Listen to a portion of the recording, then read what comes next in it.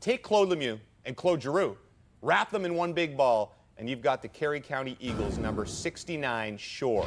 He's got the point totals to match line mates Riley and Jones, but does far more in the shutdown role to help his team win games. You know, James, for the first time in panel history, I'm going to change my answer. Shore is a certified grit grinder. He's the Brad Marchand of this tournament, and the Eagles aren't the Eagles without him. Dregs, your thoughts?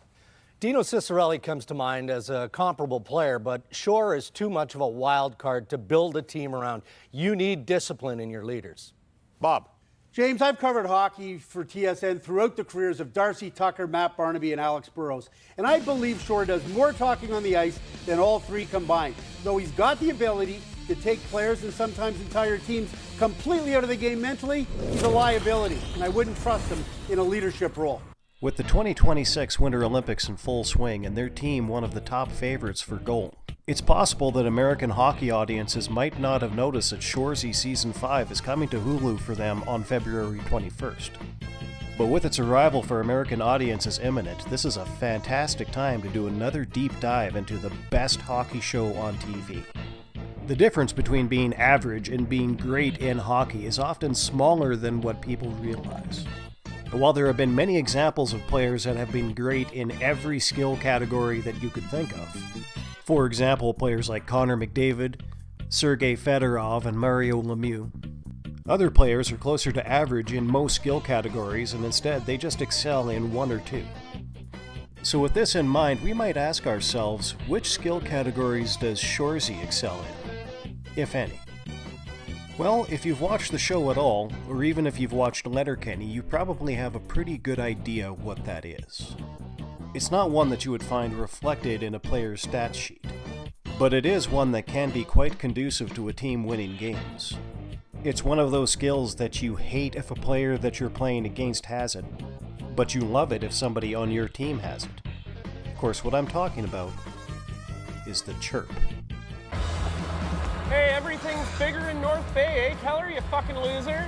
Hey, Keller, when they put that big fuck-off C on your sweater, they think you grow into it, or what? Like, were they pissed when you didn't, or what? Hey, Keller, you got any leadership tips? Just looking for some tips on being a leader. Jesus Christ, Keller, if they tried to put that big fuck-off C on my sweater, I'd say no thanks. Hey, Jim? Yeah. Jim? Yes. Jim? Yeah, I'd say thanks for thinking of me, but I don't think it's a good idea. Making it bigger doesn't make it better, Keller. It's not tits. It's obviously not the most glamorous skill category.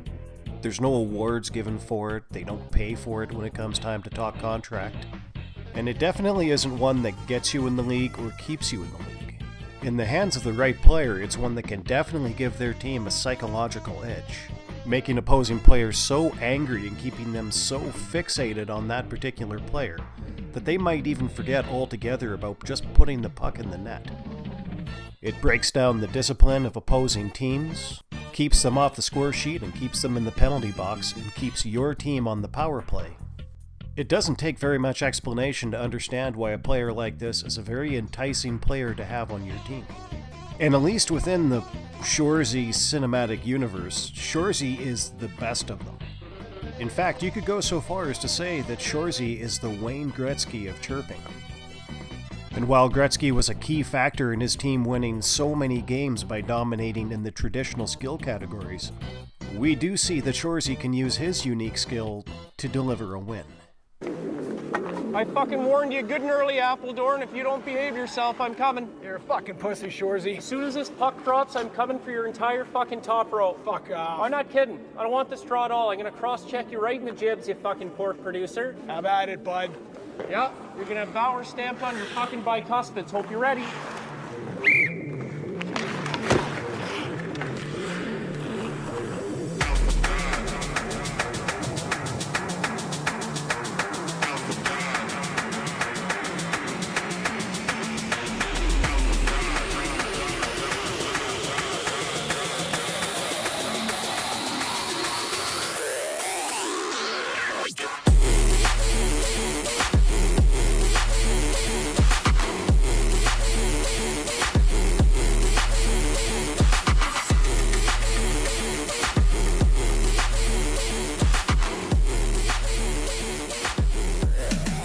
Talk about taking a hit to make a play.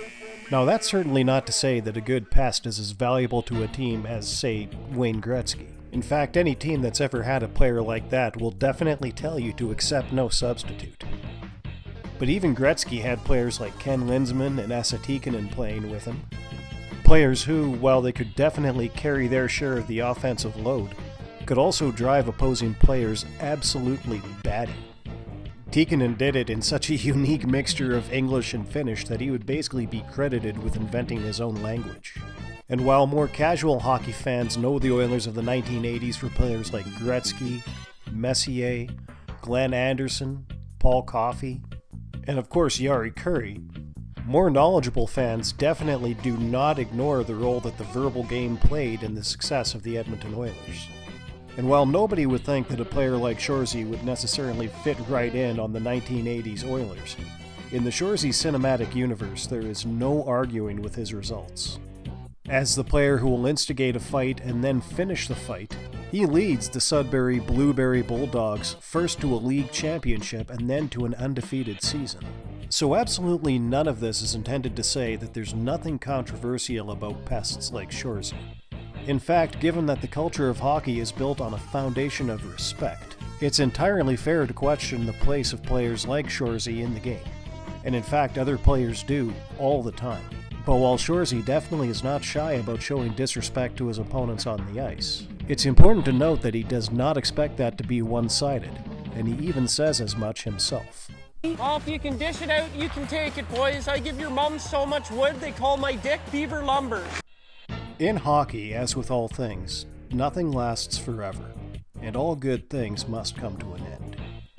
And so even the best players are surpassed by a better player, or outright replaced.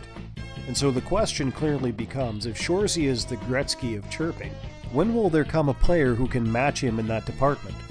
Somebody that he can pass the torch to. We actually never see that in the form of a player. But that doesn't mean that there isn't someone who can stand up and give him exactly as good as he gives. Welcome to the Sudbury Kids Sports Report. I'm your host, Jory Jordan, and I'm here with the captain of your Sudbury Blueberry Bulldogs. What's up, buddy? What's going on? Another win for the Bulldogs. You bet. It's a good lesson for the kids at home. You don't have to be pretty. Let's open it up to some fan questions. This one comes from local realtor Brandon Town. Great job on the calendar. Thanks, buddy. Appreciate that. You understand that's out there forever now? Think you'll have kids one day? Maybe you can't. If a kid came to school and said, hey, look at this calendar, it's your dad. Can't get much worse than that. Only if you got a name like Jory Jordan. Let's go to another fan question. There aren't any.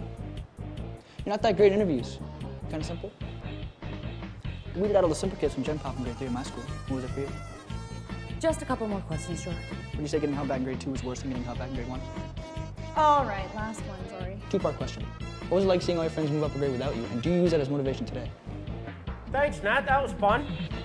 Looks like that'll be all for tonight on the Sudbury Kids Sports Report. Get big and strong, kid. You're gonna need it if you want to act like that.